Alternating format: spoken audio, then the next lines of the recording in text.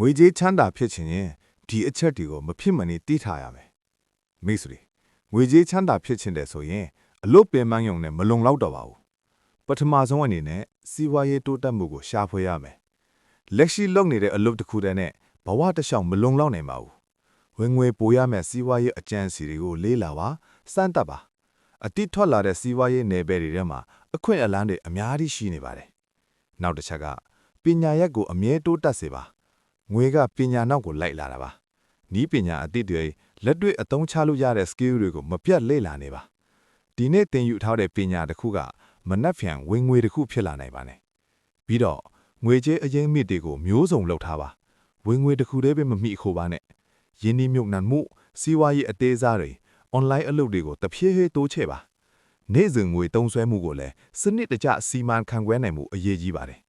ထို့အပြင်စိတ်အားထက်သန်တဲ့လွတ်ဆောင်မှုပုံစံကိုရယူပါအောင်မြင်သူတွေဟာစိတ်ပင်ပန်းလာရင်ရပ်သွားသူမဟုတ်ပါဘူး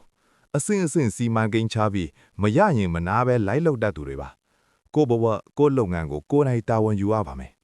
နောက်ဆုံးအနေနဲ့ဆုံးဖြတ်ချက်မှန်တွေကိုအချိန်မှန်ချနိုင်မှုလိုပါတယ်အခွင့်အလမ်းတွေဟာအမြဲတမ်းမဆောင်ဘူးကိုယ်စွမ်းအားကိုယ်အချိန်ကိုမှန်ကန်တဲ့နေရာမှာအသုံးချနိုင်ရင်ရလက်ကမထိမနေပြန်လာပါလိမ့်မယ်တတိယပါငွေကြေးချမ်းသာမှုဆိုတာကံကြမ္မာမဟုတ်ပါဘူးအလေးအကျင့်ဆုံးဖြတ်ချက်လှုပ်ဆောင်မှုတွေကပဲတင့်အနာဂတ်ကိုဆုံးဖြတ်ပေးတာပါ